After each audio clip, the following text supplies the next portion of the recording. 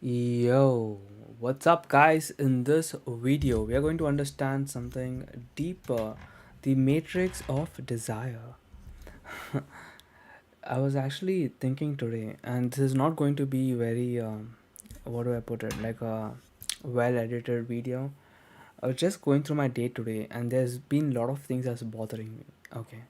And you know what gets me now? It's not the big things. You know, when someone is really angry at you and it gets to you, I know how to deal with that. But what gets me is that borderline annoyance. For example, my housemates. Every time I wake up, they somehow find a new way to very subtly annoy me. It's not like they annoy me, it's like I get annoyed. For example, now, let me share some of the instances.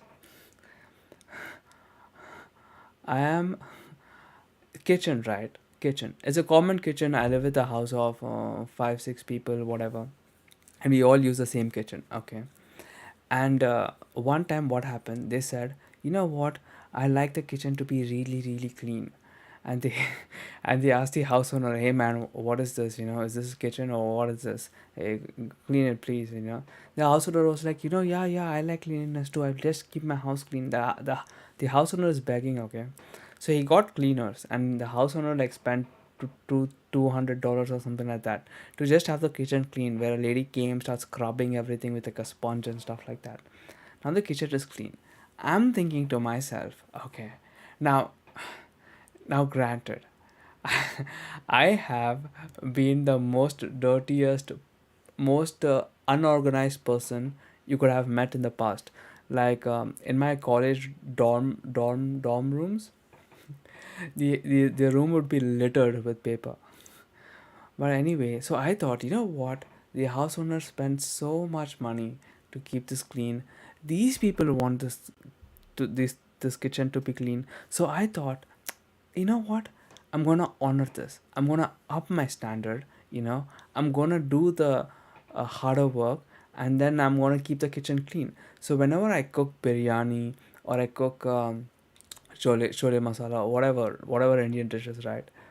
I'm cooking them. I make sure everything is clean, so it feels like I never even cooked there. You know, that's the vibe I go for. So I am clean. I'm making keeping a clean kitchen. The problem is the people who ask for a clean kitchen, they don't keep it clean. They make tea, the tea spills over. They cook. It's like when they cook, it's like they're feeding the kitchen counter rather than the mouth. You know what I mean? That's what it feels the process of cooking like. You know what? All of that I can zen. But what really got to me recently, and this is really bad.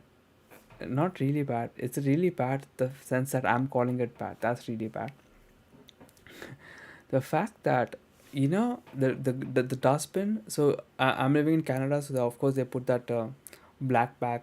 So you need to like bag it. Yo, these people don't bag the dustbin. So what they do, they like fill up the dustbin and like playing Jenga, they try to like stack on top of it. Now I'm looking at it, I'm thinking, yo, why are you stacking on it? Then how are you gonna bag the trash, If if you're like playing Jenga with your trash can, please, how are you going to bag the dustbin? I said, okay, you know what? I'm gonna zen this. Zen. Then what happens? Then I see an aluminium tin in the sink. Now that's something that needs to go in the trash can. Like how hard is it to like take that? So rather than putting it in the sink, put it in the trash can. I said, hey man, what's this? He said, it's aluminium tin in the sink. Do you wanna use this? Like, do you wanna use this again? He's like, no, no, no. The dustbin you see there, it's full, right? So I put the aluminium can in the sink, and I'm like, yo, if the dustbin is full, why would you not pack the trash and then put this in the new trash, or leave it if you are lazy like me? Why not just bag the trash, take another trash bag, put it in the trash bag, and throw it that bag near the trash. Of course, you do this, right? But it's like, okay. So another guy walks in, and I think, yo, so the dustbin, there's like Jenga in the dustbin and stuff. This dustbin is like stacked, right? I'm asking my other roommate, hey man, yo, why is the dustbin not stacked? Why didn't you bag it? It's like, oh yeah, bag it up, bag it up. I said, okay. I said, okay, like bag it. And then he looked at me and he said, I'm sorry, dude, I don't know how to bag it. And I'm like, okay, so this is the problem. So I told him, look, man, there's like red handles here. You just pull it and boom, the bag just goes and done. Okay, you know, these are the kind of like minor inconveniences that like trigger me the most. That's what it's like super annoying. Recently, so I keep confronting them. So it's like a group of three people. They get together, they buy groceries together, they cook. Like one person cooks and all three people eat, and this is what goes on, right?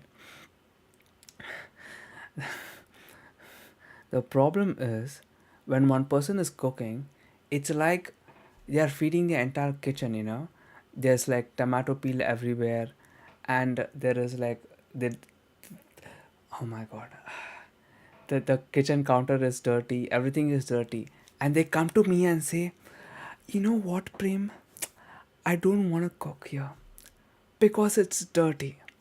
And I'm like, dude, I feel you. I feel you, man. But don't you feel you guys are the ones responsible for this? No. It's a perfectly normal thing to ask, right? Of course. Of course. But the response is this: look, man, I am not responsible for this kitchen. It's the other two guys. Now, when I go to the other two guys, they say they are responsible. Now, this is getting to me. I said, okay. So I confront them. So one person said, you know what? I will come and get back to you. I'll talk to you. And most people don't like direct confrontations, which is okay, understandable, human nature, psyche, animalistic, blah, blah, blah, whatever. Okay. So I'm like sitting there in the kitchen, waiting for this other guy to come in. And I'm looking at this guy washing the dishes. And yo, it's the way he was washing the dishes was not wrong. It is not personally how I would wash the dishes, and that was bugging me because what he was doing, there is the island, right, and then there's like this thing beside the granite island. So he takes the dishes and he like scrubs the dishes with like soap, of course, a sponge, and puts it on the island. And then he takes all the dishes, scrubs it, puts it on the island. Then he washes all the dishes from the island, and now the dishes are clean. But dude, the island is dirty. And I tell him, man, yo, you use the island. Now why don't you clean it? And he's like, man, my responsibility is up to cleaning the dishes. The island part is not my responsibility. And I'm like, man, yo, this logic, man, yo, stop.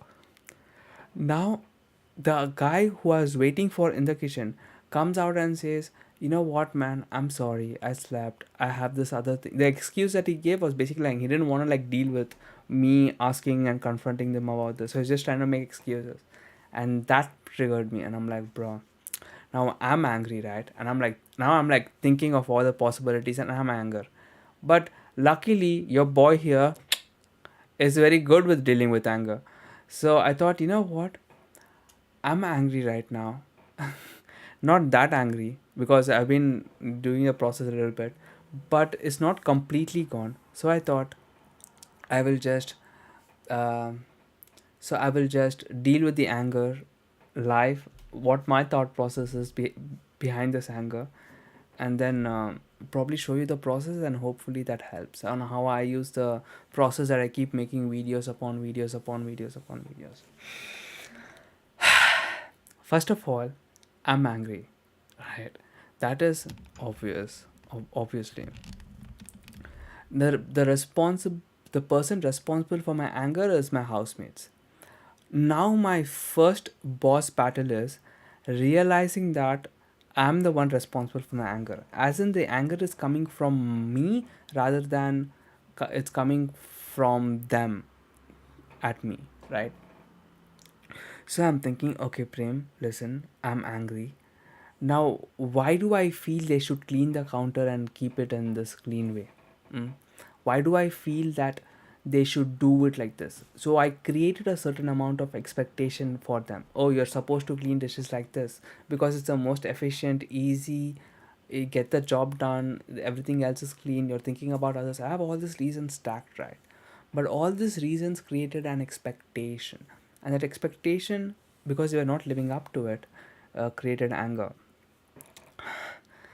I said, okay, Prem, this the anger is like coming from expectation. At least from this, I'm understanding that the anger is arising from me and on my conceptual frame of how they should be operating in the kitchen. I said, okay. So that's a boss battle number one. That's gone. Now the boss battle number two. Boss battle number two is realizing, just tuning into the anger, right? So now that I realize that anger is coming from me, I have to first start by noticing the thought. What kind of thoughts are arising? Like what are is you can think your angry thoughts, but you need to also watch your angry thoughts arising in your awareness. So it's like you're in the scene of car crash, you're not the person in the car, you're not the person that hit the other person. you're just a person watching this you're just a person watching this entire scene unfold, right? So step number two is I'm watching my thoughts, and I'm watching all my thoughts, and I'm just waiting and being in that place where I'm just witnessing all my thoughts and I'm thinking all that thing. Okay. Boss battle number three is once I've successfully noticed a thought. Now notice every time you defeat a boss battle, your energy keeps draining, and it depends on how much energy you have to like keep going and fighting these battles all the way to the end. Okay. Third boss battle is tuning into the sensation. Okay. Now that I'm feeling angry, where do I experience this anger? So my anger is exactly below. You know how the rib cage has that V thing, inverted V, and they have like the ribs here. So if you see that inverted V, and it's like right below that, I feel a sensation. It's a I don't know how to describe the sensation, but it is a sensation. It has a certain quality to it. It's like a radiating sensation, not pulsating. It's like